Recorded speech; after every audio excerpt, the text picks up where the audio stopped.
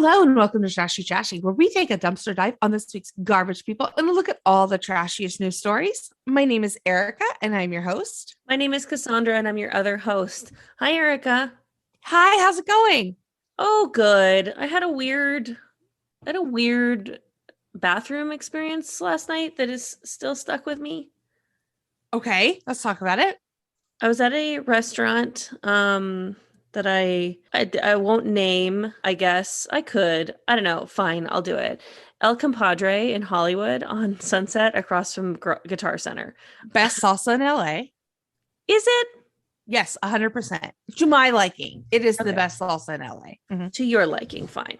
I think I might have ordered the wrong thing. I'm not gonna lie to you. Anyways, whatever. We don't have to get into that. So they have a bathroom that's like bad, in my opinion. Like it's very tight and small, and it's two stalls, and like you can't even like the doors like hit the sinks when you open them. Like it's a small bathroom.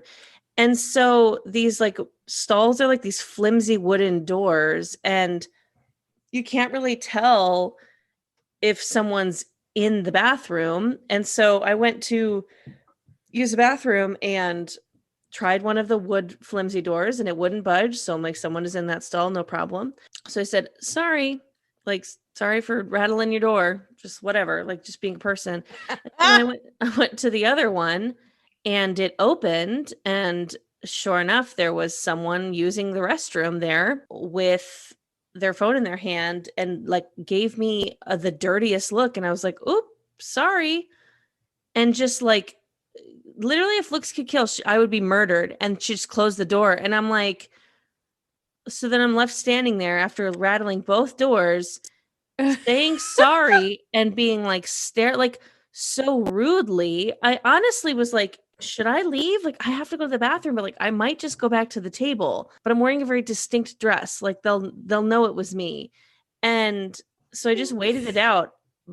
But like, and obviously like the first person who I didn't have a bad interaction with, like I think the one who was so rude to me stayed in her stall the entire time, which thank God I had to get out of there. But like I don't know why I felt like I deserved an apology. Yeah, you're just a little bathroom cat burglar, just seeing what doors open. But yeah, they were rude to you.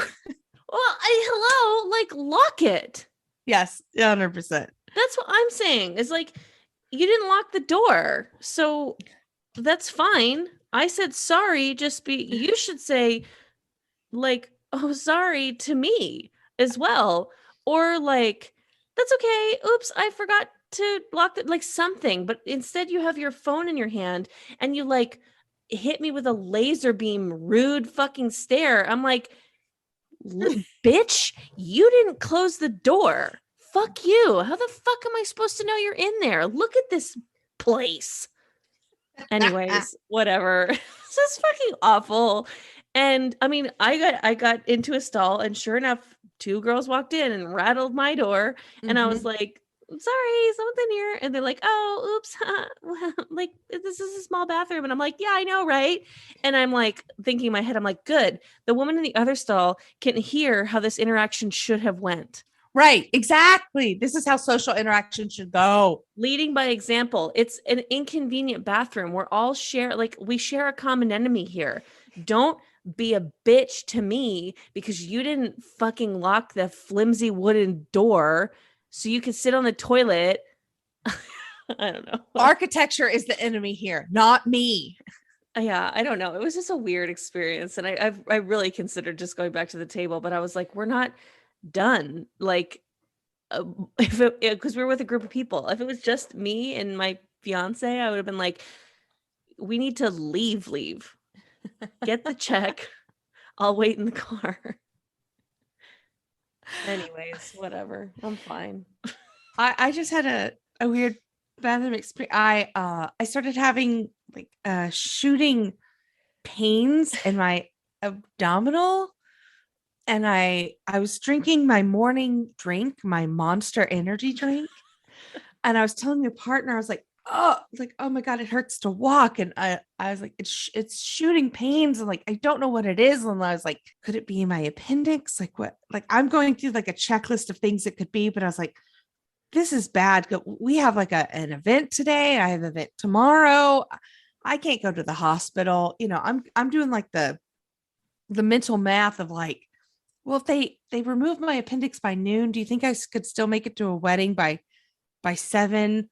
You know, I'm trying to do the math in my head, and the answer is no. That's not how that major surgery works. But and so I'm drinking my Monster, and Winston's like, step one is put the goddamn Monster down. Okay, rude.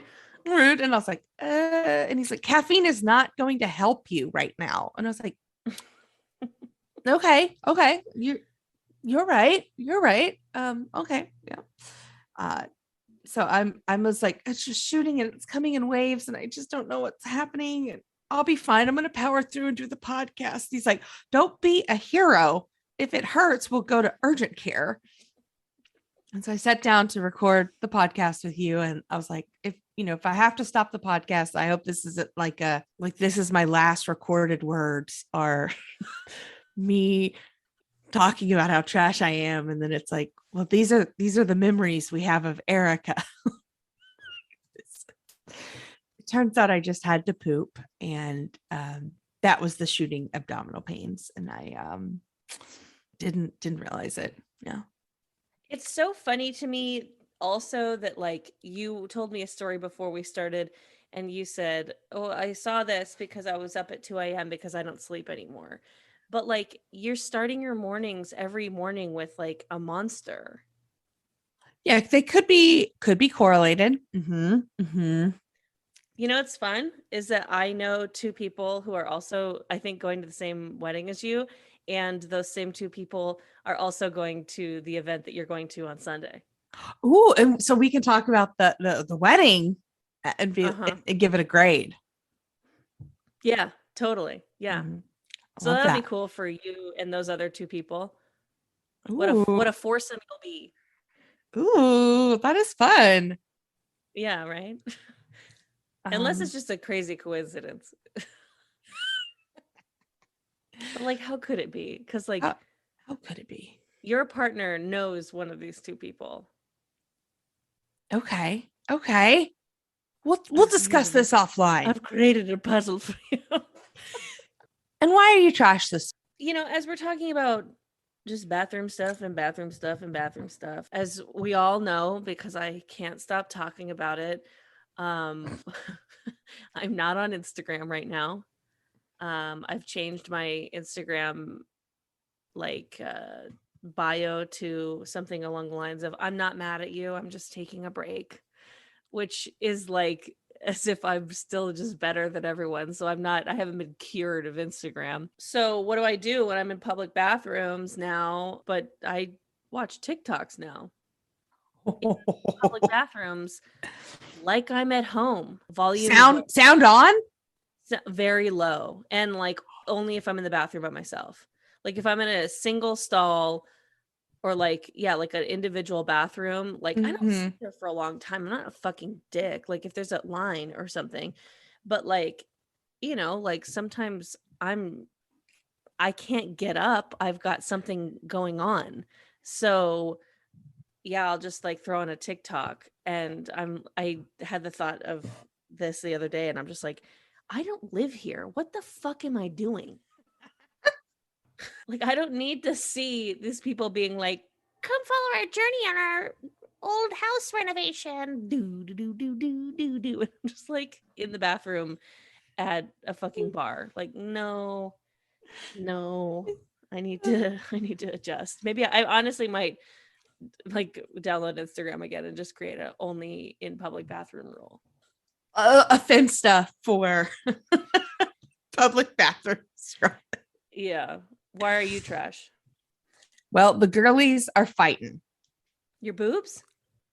No, me and my therapist. Oh shit. I don't know why I thought you were talking about your boobs. Yeah. Because I feel like if I thought of girlies fighting, I would think that my boobs were fighting. So we have you have to cancel 2 days out. Or it's a late cancellation fee. So I logged on to my session I logged on, which is the policy. You have to do that, right? Mm-hmm. And I just said, hey, like, still not feeling great. Let's keep it, you know, 5 minutes today, under five, very, very short, brief session. And we'll go ahead and cancel. Okay. So, we did a very, brief, like, how you doing? Not well. Great. Bye. Got billed for a canceled session. That's why I just write briefly, like, oh, I'm sorry, this must have been an error on your part. It seems that I was billed for a canceled session. And she was like, well, we didn't get to do a session. And I was like, yes, but I logged on to the session, so you can bill me for an appointment, and my copay is $10. I'm not paying the $100-something for a late or for a canceled session. And she's like, well, but we didn't get to do like a full, I didn't get to administer psychotherapy, basically. And I was like, yes, but the written policy is that I was there at the appointment. If I had just turned the laptop on and sat there in silence for 50 minutes, you could have still billed my insurance. So it's the equivalent. I was there at the appointment and then cut it short myself. And the girlies are fighting. And so Is she like the fucking insurance police? Yeah, I was like, bill the insurance. Like, it doesn't matter. Like, I checked in. I said, I'm not doing well. Your job's intact. Like, you still got paid for the full session anyway.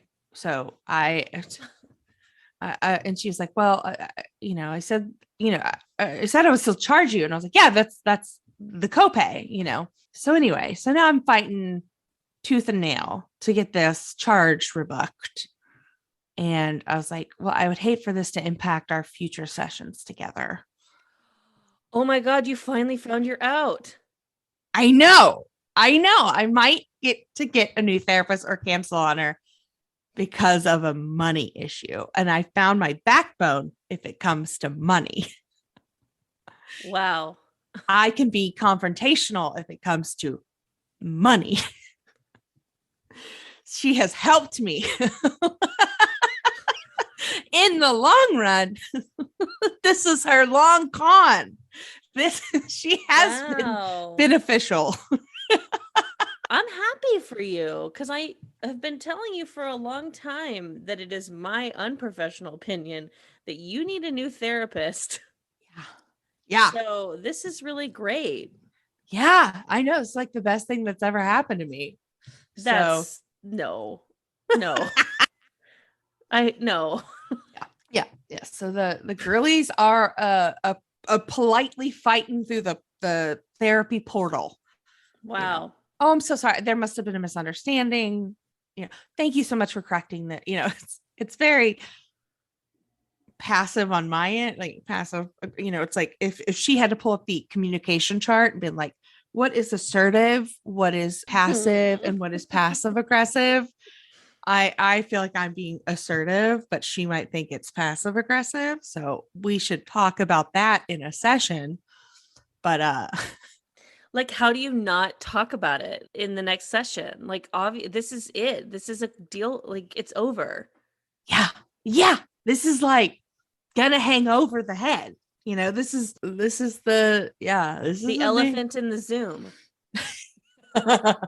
Thank you. That's pretty good. Before we get into our stories this week, oh wow, we have as the journalists that we are, we have a correction. Mm-hmm.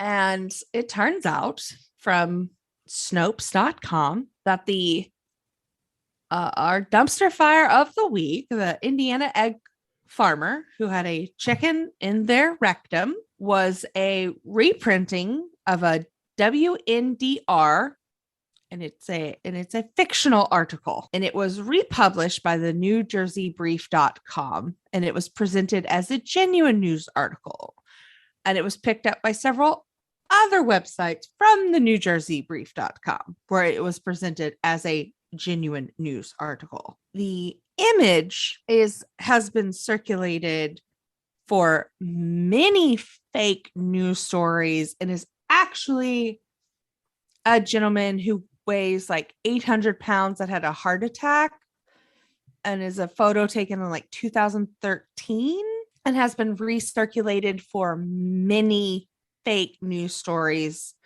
for years and years. So this was a case of truly fake news. Wow. Yeah. You know what? I don't feel like I should apologize. No, we were had. They got us. What can They you got do? us. Yeah. I don't know what kind of satire this is and what kind of person wrote this as like a fake news article and thought that's funny. Yeah, it's like the Babylon Bee, the like right-wing onion. Have you ever read any Babylon Bee news articles? Definitely not. Oh my God. Yeah, the Babylon Bee is like tries to be the onion, but they're like the right wing. And so they're like not funny, you know? I like I like any type of right-wing comedy in the way that it's presented of just like the whole shtick is like so sarcastic and like, can you believe how stupid everyone is? It's like, okay. Yeah, it's like if you did satire well, it would be good, but it's just not done right, you know? Well, it's hard to do satire on top of satire. Mm-hmm.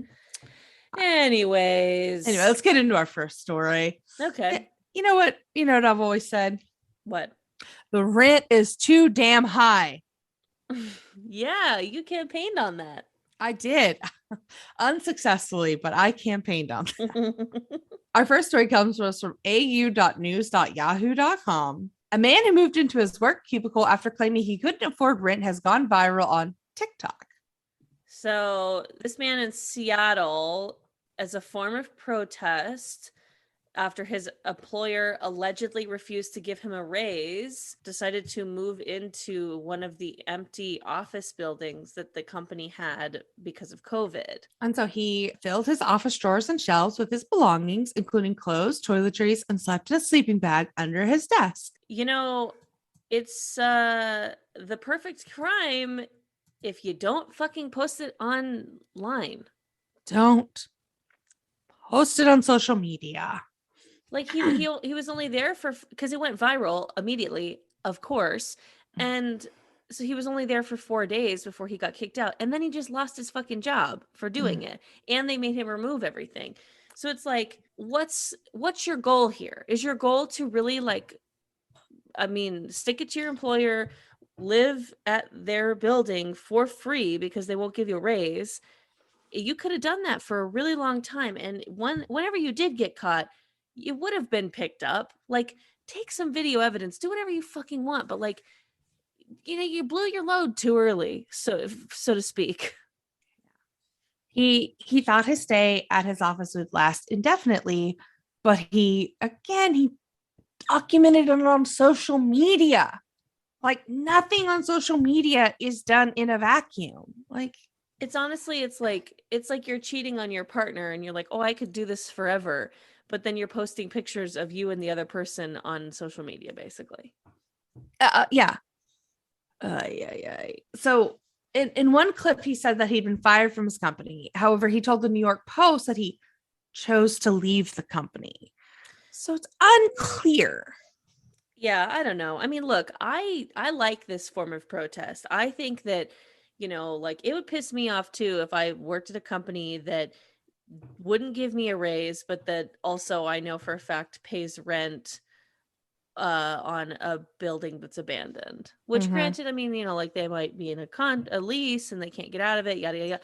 The point is that it's like, oh, but you can afford to pay rent there, you know, when we're not even using it, but you can't afford to pay me more.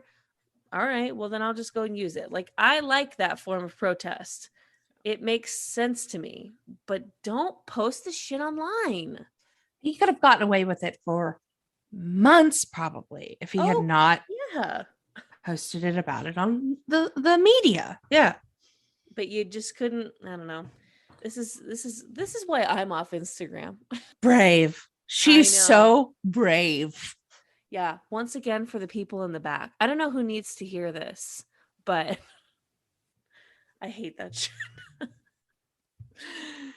Oh my God. We have another social media based story from the dailydot.com. TikToker claims gas station worker took air out of her tires after she parked without buying gas. So a TikToker has gone viral after alleging that a Queens-based gas station attendant took the air out of her tires, causing them to become damaged as she drove away. So she parked to pee and then came back out, drove away. Her tires were fucked up.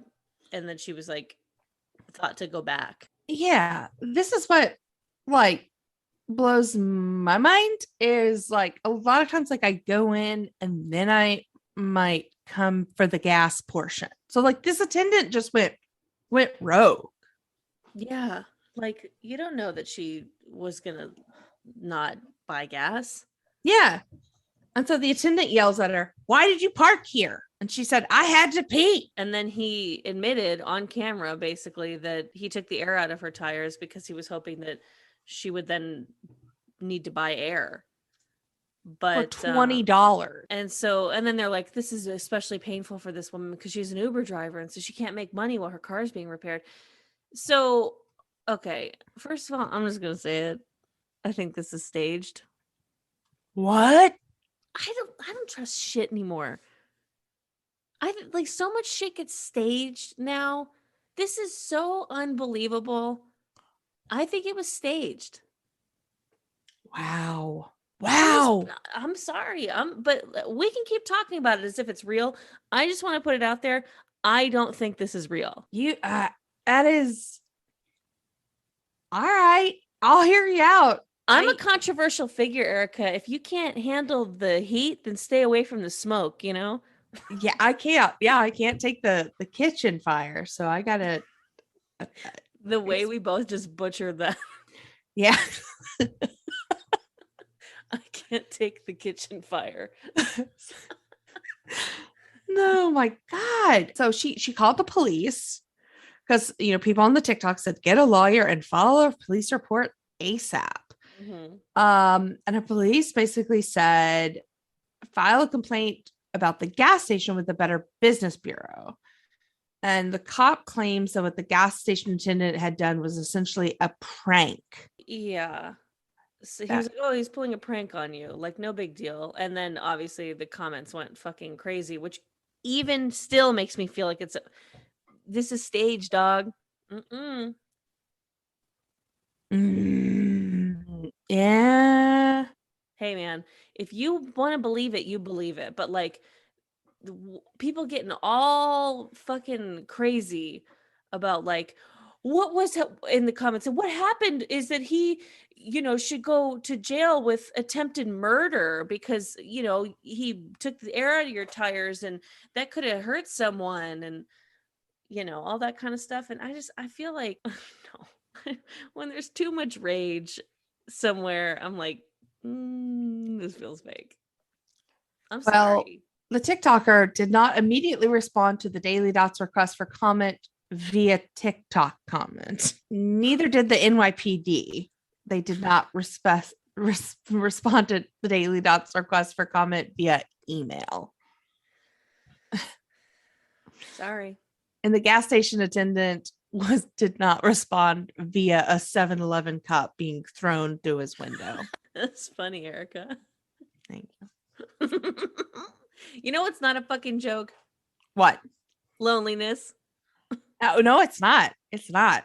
I just, I just had the COVID and did the isolation. It was tough. Yeah. So, people will go to extreme lengths to not be lonely. So, according to standard.co, a bachelor puts huge ads of himself at a tube station, that's Subway in American, in search for a wife. He says, best Indian you'll take away. That's a good tagline. That's a good tagline. Yeah. Because he's Indian. Yeah. Find Jeevan a wife. Jeevan Bachu spends 2,000 euro on these advertisements at the Oxford Circus. I love that the UK calls all their little like ad areas circuses. Yeah. No, Oxford Circus is a tube stop. Okay, I love that they have so many places that are called a circus then. Mm-hmm. I was just on the tube and I remember passing Oxford Circus.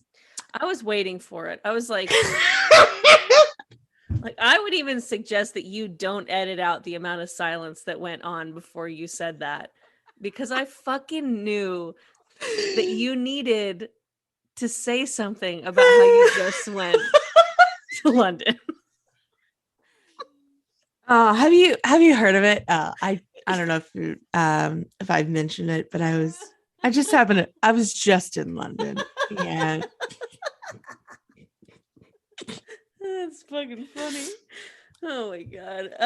The 31-year-old bachelor works in marketing, and he said the ad. He claims that the cheeky tagline, however, initially got him into hot water with the TFL. They alleged, which is like a government regulatory agency, as they allegedly told him it broke the rules against advertising junk food.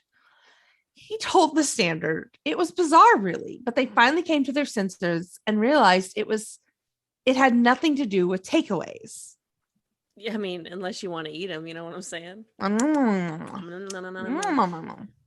So he's done speed dating, he's done Tinder, he's done all kinds of shit. He tried other things first, and then finally he's just said fuck it and put some ads up. I went to his website. It's actually really sweet. Like, he does a little video about himself, you know, and what he's looking for and who he is, and he's got like a form that you can fill out if you're interested in him. And I don't know, I mean, like, it's unconventional, and I do wonder, what's wrong with him, but at the same time, like, maybe he's just like sweet. Maybe this is really nice.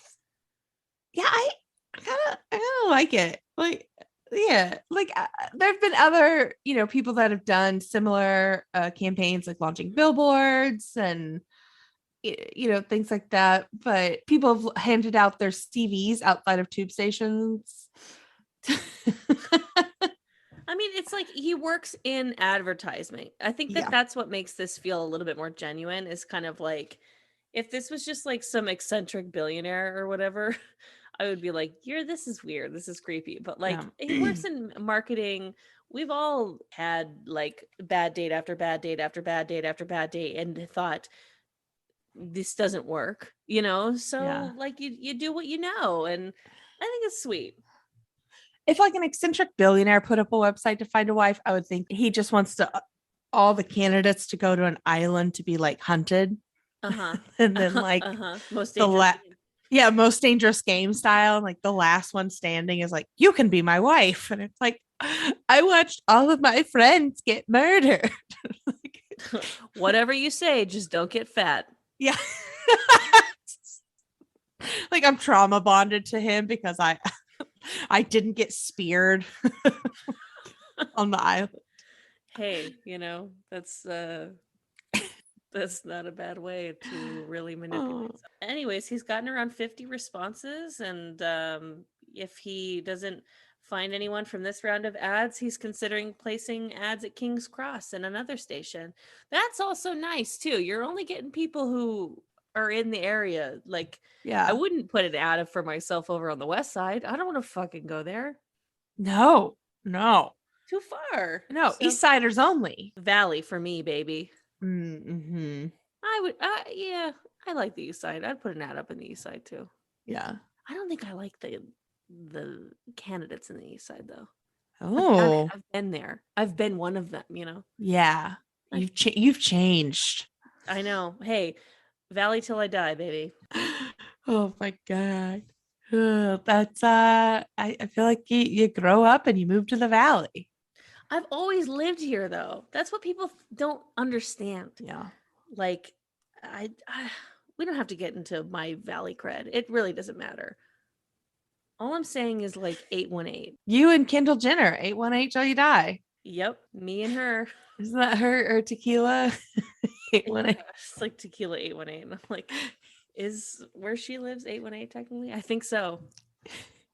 Not the 818 I live in, but You and Kendall Jenner. My Valley representatives when I think of the Valley. Well, some people say we're twins. I see it. Mm-hmm. Mm-hmm. Yeah, I'm prettier though. Anyways, on to our next story. From the dailypost.co.uk, a doctor on TikTok says you should never use disgusting public bathroom hand dryers. He claims the devices are a haven for spreading bacteria. Yeah. And So yeah, he says the key takeaway is to wash your hands thoroughly, even after every visit. Well, yeah. Government officials have also placed extra stress on washing hands and drying during the pandemic. he saw on TikTok a clip of a woman putting her hair into the Airblade hand dryer to mimic the current trend of like the, Dyson hair wrap. And yeah, he in the comments, he just said, I hate to be the bearer of bad news, but those hand dryers in public restrooms are extremely disgusting. There have been hold on, he said there have been actual studies done on those hand dryers to see if they have spread bacteria. And spoiler alert, they're going to spread more bacteria compared to just using towels. And then another person commented and said, I never use them. I'd rather wipe my hand on my shirt. While another said, that's why I never use them. But then someone disagreed and was like, this video is wrong. Those studies are also showed that filtered dryers like the Dyson are much cleaner than unfiltered dryers. So basically, the internet is like, everywhere. It's full of assholes and opinions. Everyone's like an opinion. There's assholes. I don't know. An opinion is like an asshole. Everyone has one. I'll get there. Yeah, that's great. Yeah. Another commentor, again, the scientific minds of our time. Like this is the academic citation and journaling of our time is TikTok comments. The air that comes out is clean. Germs are spread are those already on the hand. So it makes no difference to the user. A fourth commented. That's stupid. This is basically saying like, it's just blowing around your germs. It's fine. Right. I would argue, though, that I don't like to think about it, but we need bathroom germs. A little bit. You need a little bit of germs to build up an immunity. Yeah. So whatever. Like, no one likes those hand dryers. Like nobody likes that option. But if it's the only option, you just fucking do it and you walk away. Because the paper towels are bad for the environment. Mm-hmm. And they're expensive. Yeah. It's a catch-22. We got either wet hands like peasants. We got germs or we're killing the environment. I feel like that doctor who's like, this is disgusting. He probably like doesn't leave his house or like, is like just one of those. I'm the person I'm picturing in my head is the doctor in the Human Centipede. So if you haven't seen that, don't. Yeah, I'm not going to. You haven't seen the Human Centipede? No, I get the gist of it. Okay, well, for the listeners, just kidding. I don't have to talk about the Human Centipede. Google it, but don't Google it. Let me just tell you, some crazy doctor in a horror movie decides to kidnap 3 people, and one is in the front, and then the other one, her mouth is like sutured to the butthole of the first one, and then there's another person sutured to the butthole of that middle one, creating a human centipede. And then there's a second one that's all in black and white because it had to be for legal reasons. Where someone, the plot of that movie is that some crazy person watched the Human Centipede, felt inspired, and then made a 6-person Human Centipede, but then felt in over his head because he wasn't a doctor. Anyways, I could go on. How did we get here? I don't know. Sometimes I black out and I come to and I'm talking about the Human Centipede. This is not the first time this has happened to me. It's trauma response. It's just we've been 2 years, 3 years in a pandemic. Help. On to our next story.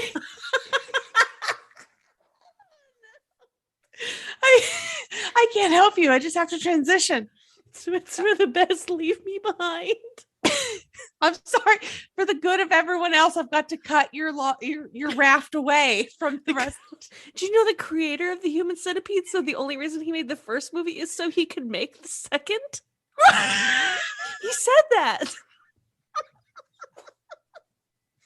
He's like, I have a vision, but I have to get there.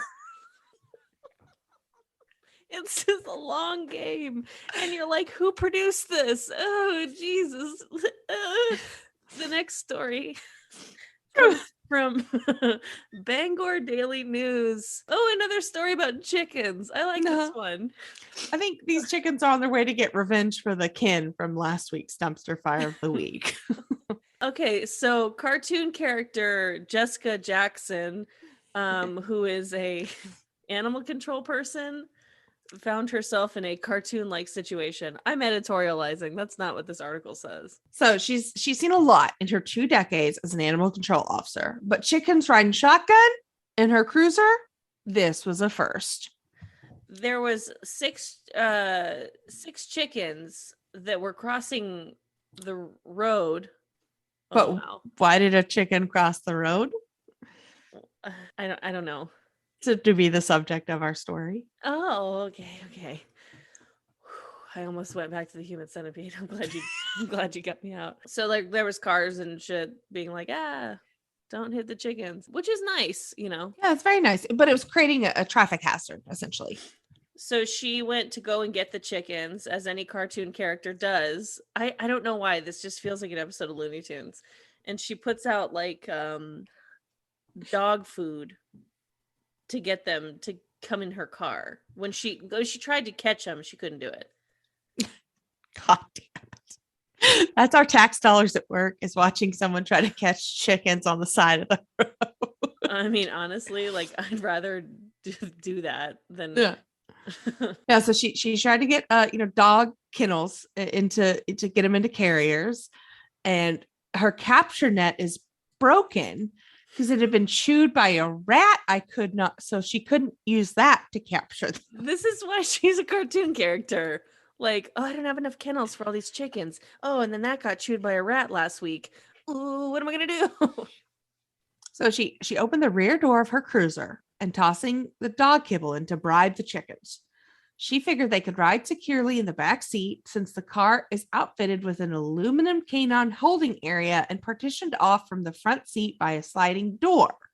But oopsie poopsie, she forgot to close that little sliding door. So the kibble was working and they went in, and then they fucking went through the door into the front of the car.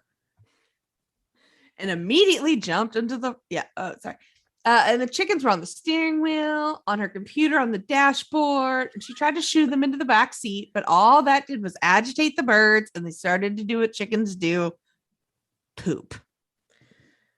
So she said, okay, fuck it, got in the car and drove with them in shotgun, and she took them to Dunkin' Donuts, and there was one sitting in the passenger seat, one on the computer, and then another that just sat on her shoulder, like just a cartoon pirate.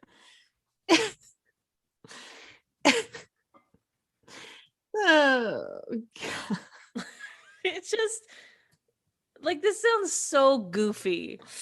It's just the Dunkin' employee's just like, this isn't even the weirdest thing I've seen today. I know. This is Dunkin' Donuts, ma'am. You're gonna have to try harder than this to impress me. Like, no one cares about your fucking chickens. I'll tell you what, someone really cared in our next story. Yeah. Yep. According to courthousenews.com, woman sues over delivery of chocolate penis. This is hilarious. Mm-hmm. Only in a nation with the entrepreneurial spirit of the United States could think up of a white glove delivery service called Dick at Your Door. Dick at Your Door got sued in Ventura County, California, by a woman who complained that she received a 5-inch chocolate penis that she did not order. Yeah, she said I ordered a 9-incher. Said someone has already taken some bites off of this one. We have fun here. Plaintiff Linda Park says the offensive chocolate phallus was delivered to her house in Ventura County this past June without explanation. And what she followed up with the owners of Dick at the Door, her attempts to verify the identity of the person who made the delivery was rebuffed. Hey, that they respect privacy at Dick at Your Door. And if I'm not mistaken, you basically get a chocolate penis in a box that says eat a dick. Like it's like something you send to someone that you don't like, but is overall like harmless, right? Yes, 100%. No. Well, so she just really can't take a fucking joke, which is probably why she got an eat a dick box in the first place. 100%. I'm not going to call her a Karen, but I'm going to say she's taken Karenable actions in the past. I mean, she better be careful. She's getting in the newspaper and stuff. People are going to start sending her glitter envelopes and like all these other things that people do to kind of just like fuck up someone's day. That's so funny. Like it's a chocolate dick, just throw it away or eat it and get over it. And like think to yourself, who have I upset that would send me this? Yeah. So there is a company that will send chocolate phallus facsimiles of penises in a box with the phrase "eat a dick" embossed on the underside of the top box. Fun options include a box that on the outside looks like a COVID-19 at-home vaccine kit, but actually contains a more modestly sized chocolate phallus. Hey, it wouldn't exist if there wasn't a market for it. Park said that the damages seek impunitive damages on a single claim of intentional infliction of emotional distress. Besides Dick at Your Door, the named defendants include parent company Rain Parade LLC owners Adam Haschel and Brian Pritz. She says in her complaint, the actions of defendants were outrageous, intentional, and malicious. Dude, they don't want to tell you who sent you a chocolate dick. Like, move on with your fucking life. You're paying for a lawyer over this? Yeah. She's mad because it was melted when it got to her. And she's like, I need to know. You deliver me a dick in this heat. I mean, this is great for this company.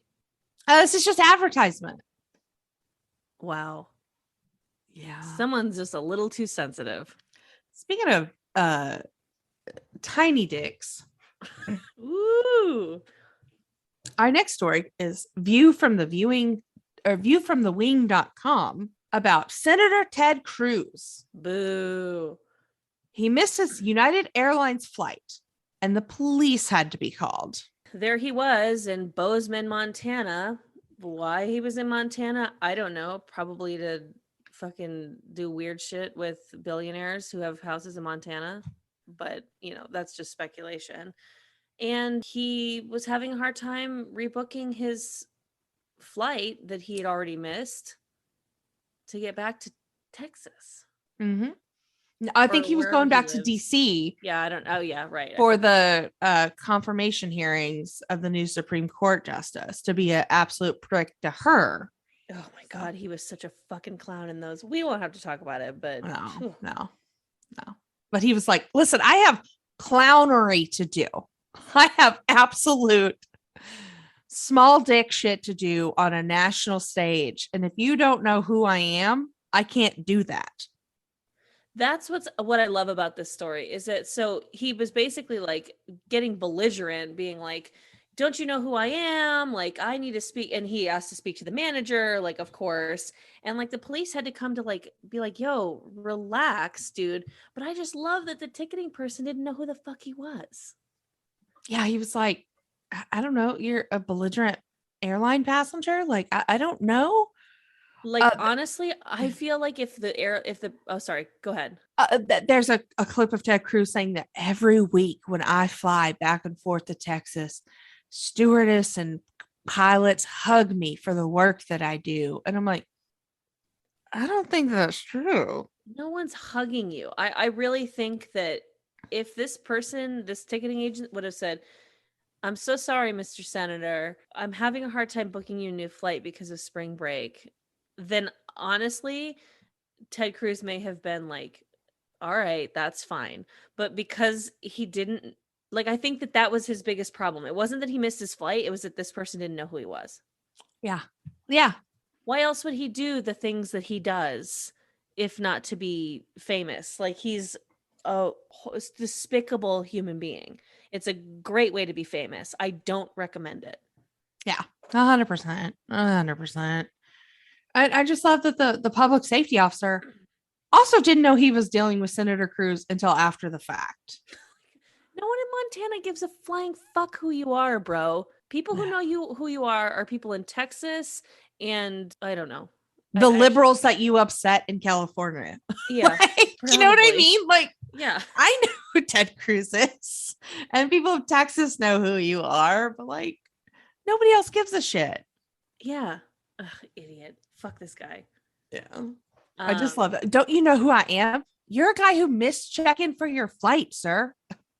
People hug me spontaneously. It's like, okay. Ew, but okay. It's like consent, sir. You should not let that happen. Actually, imagine going up and hugging Ted Cruz without warning. No, I can't. Be fucking dropped by some security guard. Oh, it's all a crock of shit, Erica. I know. Oh, I just one more thing about him. He was like, can I say that I am Asian? What?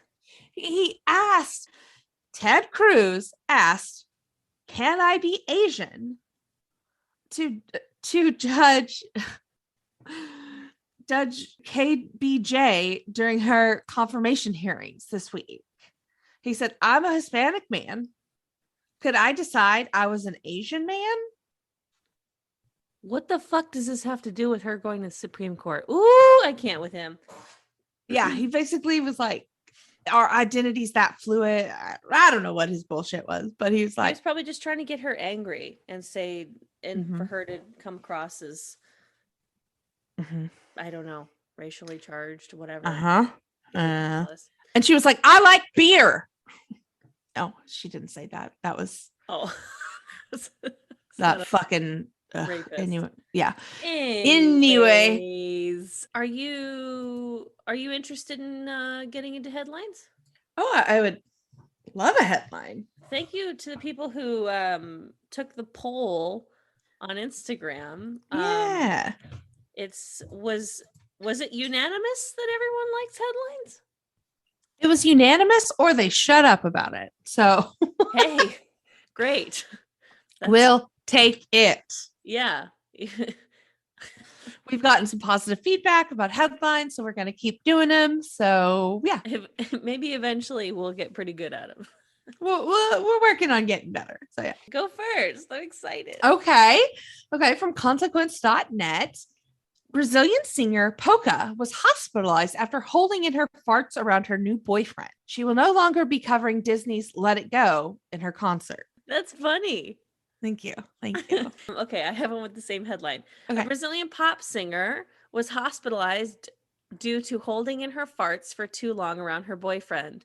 That same boyfriend was also later hospitalized for holding in his opinions about crypto. That's pretty great. Thanks. I like that. Okay. Our next news comes to us from BuzzFeedNews.com.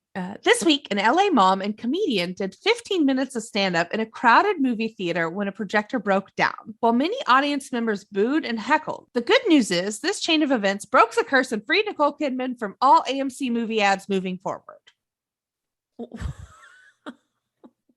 What? Wait, what does it mean? Is she in AMC ads? Oh my God, you haven't seen the AMC ads with Nicole Kidman? No. Okay. Okay. Before AMC ads play, Nicole Kidman has a 60-minute commercial. 60-minute? 60-second commercial. Oh my God. It's like 3 minutes or something, and it's insane. And so she talks about like, we make movies better. Heartbreak feels good in a place like this. Oh my God. It's let me find it because it's so good. Let me see if I can find it. Let me find it written out. People have handed out. Okay, here it is. Welcome to this place. We come to this place for magic. We come to the AMC theaters to laugh, to cry, to care, because we need that. All of us. We get that indescribable feeling we get when the lights begin to dim, and we go somewhere we'd never been before. Not just entertained, but somehow reborn together. Dazzling images on a huge silver screen, sound that I can feel. Somehow, heartbreak feels good in a place like this. Our heroes feel like the best parts of us, and our stories perfect and powerful because here they are. AMC Theaters. We make movies better. Wow. People have like printed these out and handed them out to entire movie theaters so they can recite them together. You're kidding. Oh, it plays before every AMC movie.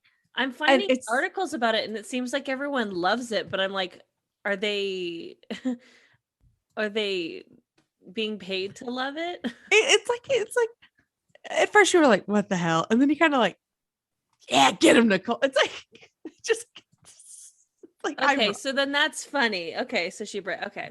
Well, I mean, it was I have an anyways. alternative. Okay, give me the other the one. alternative. So okay, same. This week, an LA mom and comedian did 15 minutes of stand-up in a crowded movie theater when the projector broke down. Many audience members booed and heckled. In unrelated news, I've been fired as a talent booker from the AMC Burbank 16. Oh man, fun fact.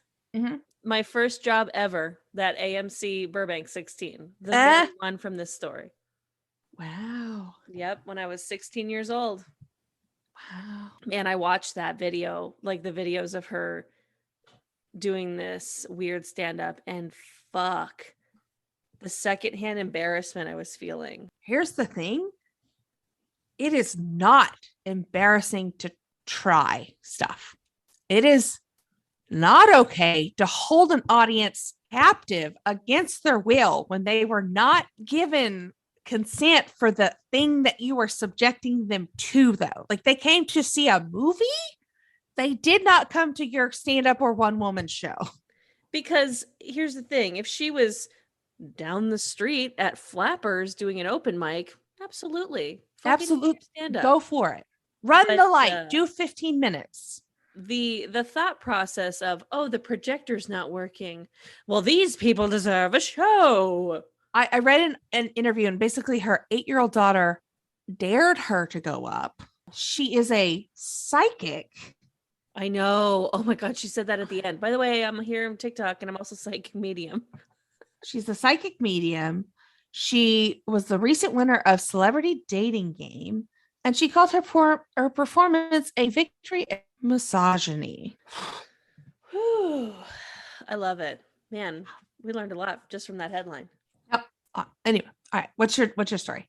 Okay. The New York City Mayor, Eric Adams, is facing backlash after his decision to exempt athletes and performers from vaccine mandates, despite so many people in other jobs and unions across the city being fired when they refused to get vaccinated. In a statement, he said, "Bing bong, fuck the poor." I wrote that one just for you. Thank you. I haven't heard Bing Bong in like 3 weeks, so that makes me so sad. Now I'm so happy. Good. I was saying it a bunch, like after I wrote the joke. I was like, Bing Bong. That's great. All right. From Boldy.com, a 9-year-old boy rats out mom for drunk driving after she claims she's sober. He said, "Mom, you can't lie to the police." The mom said to the police officer, "It's fine. He's 9. I'm not breastfeeding him anymore."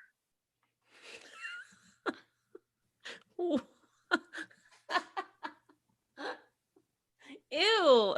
Like, I can drink and drive because I'm not breastfeeding him. Uh-huh. Yeah. I like it. No. Yeah. I'm allowed to drink. He's not getting breast He's not getting the milk is clean. Yeah. An Oakland man proposed to his fiance over a bowl of stamped Corsetti pasta that said Laura, will you marry me? I knew we could pull it off, says the rat he keeps hidden in his hat. That's a Ratatouille joke. That's a Ratatouille joke. That's cute. Okay, that's all I got. That's all I got. Oh, goodness. That's I fun. love them. Love it, love it, love it. All right. Well, are you ready? Oh, yeah. Well, it's time for the dumpster fire of the week. Oh, my God. Maury is ending after 31 seasons in fall of 2022. Maury Povich confirms his retirement. But what am I supposed to watch while I'm waiting in Planned Parenthood? Oh, no. That shit is always on in a Planned Parenthood. Am I wrong? It's true. No fucking Wi-Fi in a Planned Parenthood, but Maury is always on. So he is an 83-year-old man. I couldn't believe that. I had no idea he was that old. Me either. I thought he was like 70 maybe, but 83. Wow. Yeah. He could be president. Hmm. Yeah, he said, even though I told him I was ready for assisted living out of loyalty to NBC Universal and more than my 100 staff and crew members, I agreed for one more deal. I want to know who his doctor is. Yeah, because he looks good for that age. Like looks old. Maury's always kind of looked old, you know? Yeah, he has an old face. Yeah. He doesn't look 83, I'll tell you what. He will be the longest running daytime talk show host in the history of broadcast television. Yeah. Maury is a television icon, a pop culture legend, and we couldn't be more proud to have been part of his incredible career. I thought we could go down a rabbit hole of some of our favorite things that actually happened on Maury. Okay, I love that idea. I mean, So he's a trash icon. In home economics in junior high and high school, sometimes when we would finish our assignments early, we would play Maury and Jerry Springer. We would like me and my girl classmates, we would do episodes of these shows and like make up our own storylines and shows. And our teacher did not understand us, and we had the most fun, but we would do our own Maury and Jerry Springer shows. And yeah, That's funny. yeah. So there we've got a couple of articles that have listed out some of the best Maury moments, but one of my favorites is in 2008. The Maury Show released an episode that featured an 18-year-old by the name of Mariah. She was sharing her phobia of pickles and said that it made a negative impact on her day-to-day life. And of course, Maury brought out a jar of pickles to help her Of course. conquer her fear. I mean, there's really the most iconic stuff, I think, was just the most reactions of when people weren't the father, because he really did a lot of paternity tests. A lot of paternity tests. Yes. Yes. He was 23andMe before 23andMe existed. Truly, though, like there's also a question that got posted, you know, like because they would always post a question for upcoming episodes so that you could call in if you wanted to be on. So there's one that says, do you believe the man you love is overfeeding you in order to make you fat and control you? It is so specific, and yet they never didn't make the episodes. So One story, Venna is a woman that had relations with her ex-boyfriend and then became pregnant with fraternal twins. She went in for DNA results, and it was revealed that Chad was the father of only one of the twins, and the ex-boyfriend was the father of the other. This is a rare event called superfecundation, which when there can be two different biological fathers. oh, what is going on with twins? I love it. I love it. Were you a geek in high school, but now you're sexier than ever? Yeah. Erica said she found a tooth in her house that Michael can't explain. She found a tooth in her bed and she wasn't missing any fresh teeth.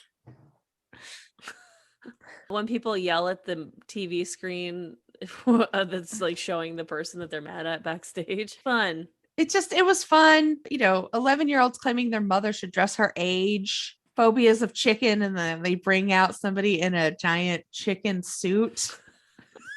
I mean, it was kind of fucked up. Yeah, it wasn't the best. They didn't get in fights as often as they did on Jerry Springer. On Jerry Springer, yeah. I don't think that was totally like his bag so much. It's close, but well, you know what? Good for him. Off he goes to play golf and do whatever he needs to do as an 83-year-old man. Run for president. Maury for president. Maury for president. Maury. He's got the name recognition. It's true. President Povich. Not bad. It doesn't sound too bad. President Povich, I'm worried that my sister's having sex with somebody for a double cheeseburger. I've got a plan for that. As president, I can promise that everyone who is in fact the father will be the father.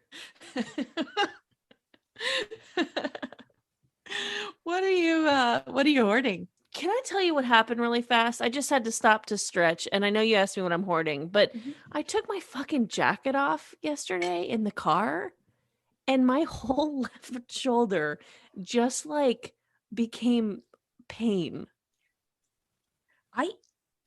I sneezed so hard, my right arm like went almost like numb this week. And I was like, did I just give myself like am I having a heart attack? I sneezed so hard. I was scared. I was genuinely scared. What the fuck is happening to us? I pulling my fucking shoulder out because I took my jacket off in a car. What is wrong with my brittle bones? Yeah, I like the minute like they give us, stem cells to make us younger, the ability to live to 1,000. I'm like, inject that shit in my veins. Like, I don't want to sneeze to where I like pull a muscle in my arm. Talk to Peyton Manning. He's had the stem cells. He went to another country for it. Anyways, he won a Super Bowl after that. I'm hoarding minor league hockey games. Hell yeah. We went to go see the San Diego Gulls, which is the minor league team for the Anaheim Ducks. And I've gone a couple times, and it's just so fucking fun. Like, they get in tons more fights because they are in minor league hockey and they don't care as much. It's like it was like $2 Bud Light night, which is awesome. I don't even really crave to drink Bud Light, but when the prices for the regular drinks are more expensive than the tickets themselves because of the sports arena being owned by some giant fucking ticketing conglomerate, you want to take advantage of $2 Bud Lights, but it was just fun. Like, hockey games in general are fun, but minor league hockey games it was like chaos. That sounds awesome. Yeah. So we're going to another one in 2 weeks. Like, they had all the mascots on, like, a bunch of mascots from all different types of like smaller San Diego teams, like dancing to EDM at one point, and like just kids were going fucking crazy dancing to EDM, and strobes are going off in this arena. I'm like, what the fuck is happening right now? And then they played musical chairs in between one of the quarters on the ice with like those inflatable chairs, and it was like so goofy. It was so fucking fun. So if you have a minor league hockey team like in your area and like access to go to one of these games, they're dirt cheap and they're so much fun. I highly, highly, highly recommend going and watching minor league hockey. I feel like I missed my calling as a marketing person for a minor league sports league. Like the unconventional thing either where they're like, it's $2 hot dog night, and also our mascots are going to get into a knife fight in the middle of the field during the 7th inning stretch. Like, the things they do to market minor league sports are amazing. I just like the creative, like, yeah, it's great. Coca-Cola, like, fuck you. the things that go into marketing minor league sports are some of the best marketing on the planet. So fun. That's amazing. What are you hoarding? I'm hoarding Making the Cut, and it's a design challenge show on Amazon Prime with Heidi Klum and Tim Gunn, and they're back together again. And it's it's not like a sewing challenge like some of the design challenges where it's like you have to make all the garments. Like they actually this is like a pure design challenge where they actually bring in seamstresses for them to help with the completion of garments and things like that, and they have to put on looks and fashion shows and things like that, but the prize is like $1 million. Like it's a Jesus, it's a huge prize. And they actually sell the winning every episode, like the winning look goes right into a store on Amazon. So you're able to buy, you can actually buy something from that look in the Amazon store, like instantly. But what's cool about it also is that you either make the cut or you don't make the cut. And it is not like one person goes home per episode. Like if they're like, 3 of you really sucked this week, it's like a bloodbath. Like they can be like, I'm sorry, my dear, you did not make the cut. And like they can eliminate you. It's like kind of like, oh shit. Like there's no full rules, I love that. I love a competition reality show. I'm gonna watch the shit out of that. Yeah, it's fun. And they have like, fun fashion guest stars. And like the second season they did in like a COVID bubble where they're all like in a house in Malibu living together. The first season they like are in New York and then they fly them to Paris. And there's a guy from like Belgium that's like, I could have just taken the train from Belgium to Paris, but they had to fly me to New York to fly me to Paris. Like, what the just quit complaining. I know. I was like, bitch, you didn't pay for it. Fuck off. Yeah, it's not like it came out of your pocket, but it was funny him to like, I could have just taken the train to Paris, But it's really cool to watch them. I just love construction of garments. I've always loved Project Runway, and it's fun to see Heidi and Tim together again. I love their dynamic, and I think Tim Gunn is one of the best reality competition guides and judges. He truly cares about the competitors and has such a keen sense of fashion, but also he knows how to give notes.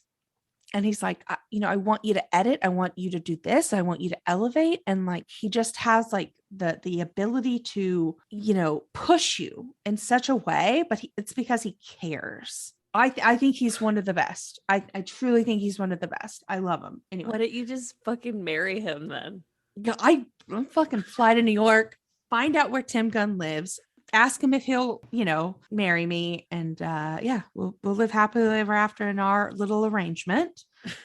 But I think he's one of the best competition reality host judges. Like, I think he's brilliant. Yeah. Anyway. What are you throwing away? I'm throwing away Sleep Number beds. Oh, yeah. What's your number? I don't know, like 70, I guess. I slept on one recently, and that shit fucking sucks.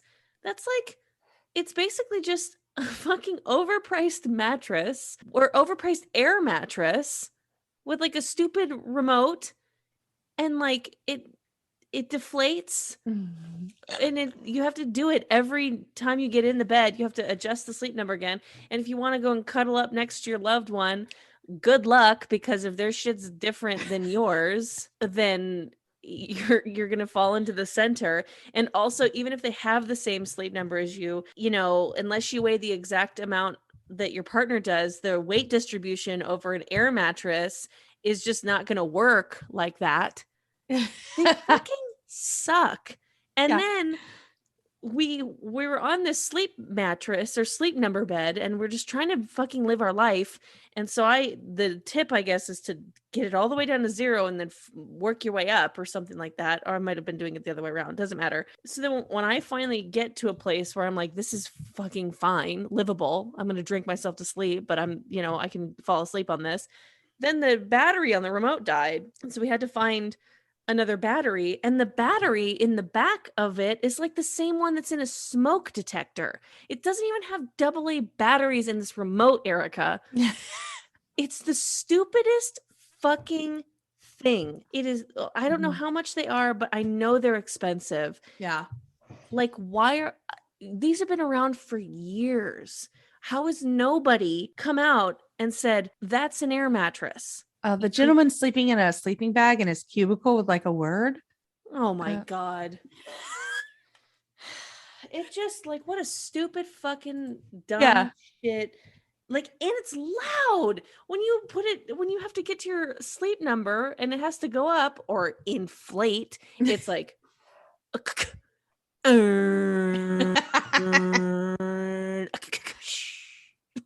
it's fucking stupid. Fucking furious over it. It made me so mad. I get, ooh, whatever. What are you throwing out? I'm putting out a little Netflix 3-piece documentary called Bad Vegan. Wait, no, my therapist recommended this to me. Is it bad? It's you need to watch it. You 100% need to watch it. But it is facts are somewhat loosey goosey. Oh, no. And it's great. Like, you should watch it in the sense of I'm not trying to, I don't want to spoil anything. I remember when this person, like when the story popped and I heard like, oh, this person was arrested and then this went away. And I was like, okay. But it's a documentary about a chef essentially that, rose to fame for raw food in New York and her emotional and financial downfall through a relationship. But it's like narrated by her. Like, it's like interviews with her and like other people in her life, right? That's where the facts can get loosey goosey. And it's like you get angry, but then you kind of are like, are the documentarians allowing this to happen because they're bad documentarians, or are they allowing this to happen so that you can be like, oh, this bitch is an unreliable narrator and this was the point? It's like kind of like you don't know if they're just bad at making documentaries or if they are brilliant. Interesting. So you're throwing it out because you don't having to use your head. I just think I don't mean that in a rude way. Mm-hmm, I know it came out that way. Having done a lot of outside research, I just think that there are better documentaries about scams and was this a scam? And I just think there are better documentaries. Okay. Yeah. My therapist specifically said, because I brought up the Tinder swindler in therapy, and he was like, oh, I'm watching Bad Vegan. I'd be interested to know what you thought about it. Watch it and then we can talk about it. Okay. This is a call to action for all of our listeners. Watch Bad Vegan so that we can talk about it next week and not spoil anything. Send in an email. Let us know what you thought about it. Let us know. Yeah. Because I'd love to know what you think about Sarma. And yeah, because I got strong feelings and I put them into a Slack post to a colleague. And then I was like, I hope I didn't alienate that colleague. They didn't ask for it. No, he's like, I don't know how I feel about this. And I was like, well, no. Here's my Reddit post, like a wall of text about how I feel. And then I was like, I don't know if that was the move. I've had COVID. You have to forgive me. Yeah, I haven't been around a lot of people lately, so I've turned to the internet. And where can the people find you? Still not on Instagram. Hold your applause. You can find me on the Nooner podcast. And also, I'm doing this thing. It's ending April 18th. It's called Braille Across America. I'm walking. I need to walk at least 26 miles between like now and the 18th. Okay. But if you have any interest in contributing a donation, the money goes to a charity that makes books that already exist into Braille for blind children, because it costs 3 times the amount to make a Braille book than it does a normal book. So I'm doing a charity thing basically. And, whatever, like if you want to sponsor me and so that your money goes to charity, I'd really appreciate it, because this is something I feel passionate about. My father was blind and, did a lot of work for children who are blind. And so, when opportunities like this come across my desk where I can do something similar, I want to do it. So Yeah. anyways, we'll get the link out there so you can see where to donate if you want to. Yeah, we'll post the link on our socials. Absolutely. Yeah. Where do they find you, Erica? At Iconic Erica Curry on Instagram. And you can find me at the Pack Theater on April 2nd at 10 p.m. for Jacked Wrestling Comedy, a live wrestling variety show. And you can buy those tickets at www.onthestage.tickets/show/the Pack Theater /Jacked Wrestling Comedy. Go to onthestage.com. Go to the Pack Theater website, www.packtheater.com, search Jacked Wrestling Comedy, and the tickets will be there. You can also follow us at We Are JWC on Instagram, and all the links to the tickets will be there. And it will be a damn good time. And I'm really looking forward to it. So, yay. Yeah, that's where you can find me. And as always, you can find the show at Trashy Trashy Pod on Instagram and on Twitter. And you can find us at our website, www.trashytrashypodcast.com, where you can tell us why you're trash. You can email us at trashytrashypodcast@gmail.com and let us know why you're trash, or send in a story. And you can also, again, tell us if you like the headlines, don't like the headlines, send in your own headline and we'll read it and credit you on there. Yeah, fuck yeah, we will. I do love you, though. I love you so much. And I love our listeners. Thank you so much, baby trash cans. All right. Hey, Cass. Oh, we've got something special for you coming up this week. So keep your eyes out. Hey, stay tuned. Subscribe. Yeah. If you're not subscribed to this podcast, now would be the time to do it, because we got something special coming out. Hit the plus sign. Hit the check box. Yeah. Or the subscribe button. I don't know what it looks like. Anyways, that's all. Smash that subscribe button. Tell a friend. Yes. Hey, Cass. What's going on, girl? Stay garbage. You stay garbage, girl. I will. Bye-bye. Bye.